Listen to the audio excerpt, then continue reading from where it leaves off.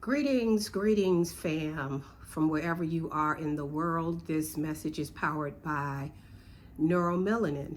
In the words of the late, great Dick Gregory, when the universe pick you and you put on the magic glasses, there's rules to go with them. 1, you can never take those glasses off. 2, you don't see things as you want them to be, you see things as they are. And 3, you can never force anybody else to wear those glasses. So, today when I woke up, it's cold. I don't know where y'all at, but I know when I woke up this morning, it was cold in the house, like in the 50s. So, God, I had to put some clothes on today because it was really, really chilly. But anyway, today I wanted to just bring you a quick message about mantras. Now, the other day that I did a message, it was about mudras, about the hands. But today I wanted to talk real quick about mantras. And you probably have heard of mantras, but not maybe really know what a mantra was. So mantras is when you see folks who are meditating or, they're meditating or they're saying affirmations or they're doing affirmations in their minds. Lots of times they will make noise like, mm, mm. So that is what a mantra is, and it just emits frequency from your body, and that is, you can say a word or you can just say a sound, and that is to make you concentrate. And so I don't find myself doing a lot of mantras, but I am starting to incorporate that in my routine. But I do a lot of mudras, because mudras, you can do that in public, because it's just a thing of you holding your hands in different positions. It's silent. Mantras is verbal. So you can't just be anywhere and do mantras.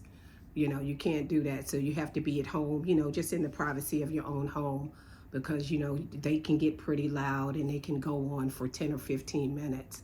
But I know my granddaughter said to me, she called me Nunu. She said, Nunu, how come you always talking about Dick Gregory? Because, when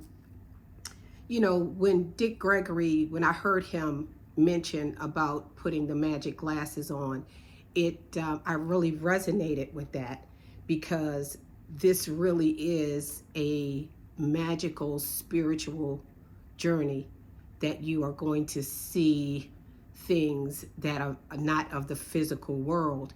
And it just made me realize how many of them old heads way back that was woke AF, that knew what was going on. And the thing about getting conscious and going on a spiritual journey and waking up is you have to start waking other people up as well. And that's what he was doing back then, is he was trying to wake people up. And I noticed once I started waking up, I started seeing so many other people from 30, 40, 50 years ago who was already woke. And Dick Gregory was definitely one of them. And even James Brown, James Brown was like, get ready for the big payback. And that's what's happening right now. The big payback is here. And he was letting people know back then, okay, we went through our struggles, we did all of this, but payback is coming. And payback is here now. Payback is definitely here. Tina Marie, she was talking about deja vu, and I know you mature people. I'm not gonna call you old heads, but the mature folks, y'all know who I'm talking about. Maybe some of the young people might know who I'm talking about too, but mostly I know the 50 and over crowd is going to know who I'm talking about. Tina Marie talking about deja vu, and of course the fifth dimension, who sang about the age of Aquarius. They sang that song, 40, 50 years ago, because we were in the Piscean age, and they knew that everything was going to change when we got to the age of Aquarius. Well, we're in the age of Aquarius. And so that was their way back then of trying to wake us up and telling us, what was coming, what was coming. So, so now that I'm awoke, I'm doing the same thing. I'm trying to wake people up. I'm trying to tell people, because they started telling us 50 years ago, and I'm sure that there was some people even prior to that who woke them up. So this awakening has been coming, and this is it. This is the final curtain. This is the final curtain. And so, and so as a man thinketh, so he is. And I'm not claiming to be a biblical scholar, but that's from Proverbs 23:7.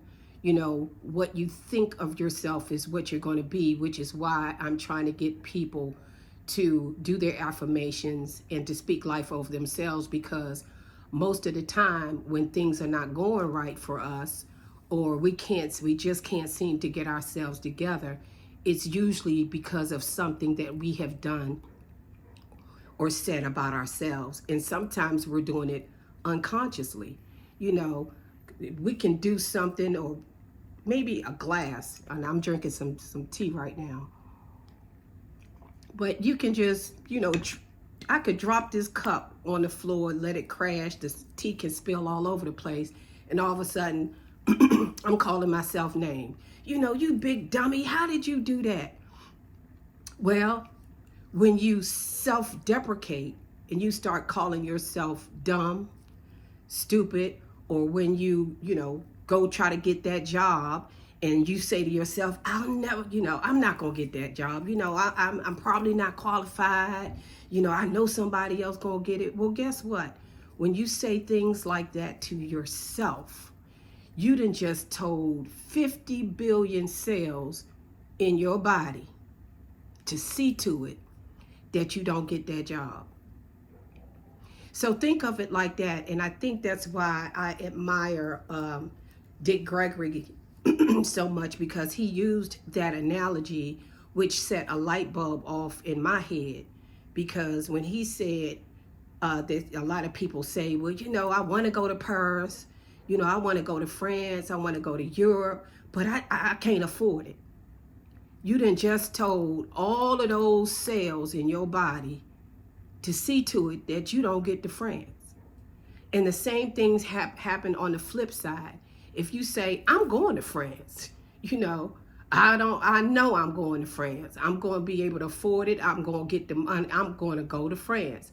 And just like your body and your cells and your energy will see to it that you don't do something, it will also see to it that you do something. All you have to do is claim it and talk to it, speak life into it. And so that's what really gets us in a lot of trouble, because it's what we think in our minds, and that is what will actually materialize. And they also said that life and death is in the power of the tongue. So my message to you today is, watch what you say out your mouth. Point blank, period. And I'm even still having problems, just keeping the language in the different things, because when you've had something embedded in you and you've been raised, saying different things and doing different things, and then our lives is not the outcome that we want. And it's usually not somebody else. Of course, we're going to always blame somebody else that this didn't happen and that didn't happen. But 9 times out of 10, we struck our own self down with what was coming out of our mouth. So that is my message for you today, is just to watch what you say. And even if you do say something and you catch yourself, strike it from the record. I didn't mean to say that. I meant to say this. So it's going to take a long time to deprogram, because I'm still, relearning how to talk and relearning how to keep that negativity and that self-deprecation away from me, out of me. But it's going to take a while because we've been programmed for a long time, y'all. So, but give yourself grace. You know, don't call yourself names. Don't put yourself down. Speak life into yourself. Even, you know, even if you don't have the money to go to PERS, you know, your subconscious don't know you don't have the money. Just be happy and act like you do, because that's what it's going to feed off of. It's going to go on your energy. And just think of something, how you felt when you bought your new car, how happy you was, how joyful you was. Think about that joy, and then you take that joy and that feeling and just say, I'm going to get that job. You use that same energy and happiness that you had, and your subconscious is going to pick up on all that joy. And guess what the universe is going to do? It's going to deliver you that job or whatever it is, because your energy was right. Okay? So that's my message, is to speak life, watch what you say, and the only thing you're going to do from there is rise. So that's my message for you guys. Thank you for stopping by, and I'll see you next time.